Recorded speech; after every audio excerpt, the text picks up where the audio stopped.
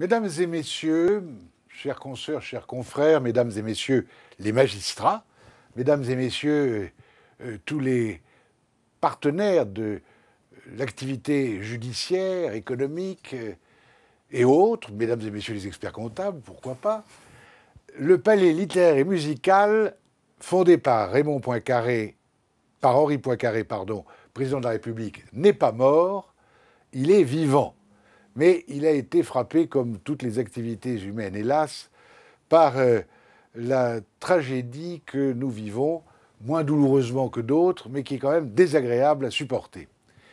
Mais il n'est pas mort, et nous avons le plaisir de vous annoncer que les semaines qui viennent seront l'occasion pour vous de recevoir par vos écrans d'ordinateur les conférences qui ont été enregistrées et qui le seront encore grâce au Studio Victoire et grâce à l'Exposia, la société de notre ami Frédéric Bonaventura, qui est extrêmement précieuse dans l'aide qu'elle nous apporte. Aujourd'hui ont été enregistrées des conférences très remarquables de plusieurs orateurs sur des sujets extrêmement divers. Sur la parole et l'écriture, on parlait Étienne Taride, Laure Henniche et Richard Malka. Ensuite, nous avons entendu Arnaud Montebourg évoquer le personnage extraordinaire d'Edgar Faure. Puis ce fut Solange Doumic qui nous a parlé de Dixie-Vignancourt. Entre les deux, c'est le professeur André Benjebar qui s'est exprimé dans un dialogue auquel j'ai participé sur le président Gaston Monnerville, dont on célèbre cette année les 30 ans de la disparition.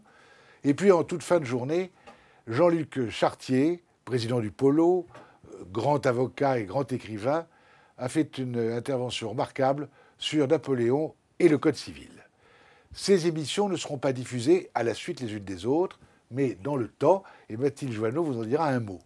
Je voudrais simplement vous rappeler que si nous avons été privés de musique, nous avons quand même eu la chance de pouvoir parler avec Négar Haéry, sans piano, sans partenaire, comme elle a eu autrefois l'occasion de jouer avec Renaud Van Ruynbeck, piano à quatre mains, des mains de magistrats et d'avocats qui ne se prenaient pas à la gorge, mais qui au contraire, dans une harmonie parfaite, appelaient à une sorte de célébration de la fraternité judiciaire. Bref, nos débats, nos querelles peuvent être d'un seul coup transcendés par la parole, la musique, l'écriture, et puis votre présence qui nous écoutez. Merci, Mathilde, à vous. Que dire de plus derrière Christian, qu'il est formidable évidemment. Quelques mots, oui, on était triste de ne pas vous rencontrer depuis plusieurs mois. On s'est décidé à passer par les écrans. On a très vite envie de vous retrouver dans la vraie vie et j'espère dès la rentrée de septembre. D'ici là, nous programmerons nos émissions 2 mercredis par mois. Donc pour le mois de mai, pour le mois de juin, pour le mois de juillet, vous aurez accès à 2 conférences et à 2 débats que nous avons enregistrés aujourd'hui, comme vous l'a dit Christian.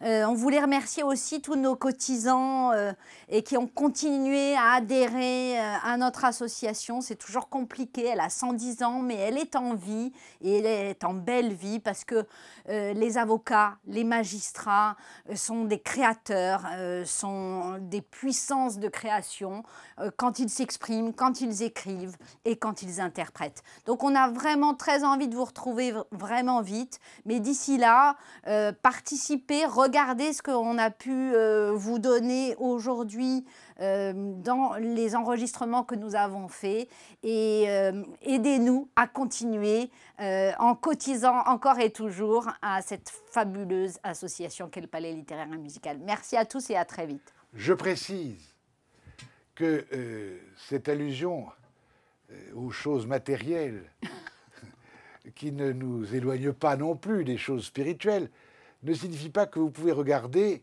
uniquement en payant. L'accès à l'écran est gratuit. Cela dit, si vous avez un geste à accomplir, comme nous n'avons aucune dépense dans l'association qui soit du genre mission-réception, que nous ne faisons aucune fête ni aucun voyage, Bientôt. que notre seul plaisir est de vous contenté par les conférenciers et les musiciens qui se produisent. Si vous avez l'occasion de faire un geste, faites-le.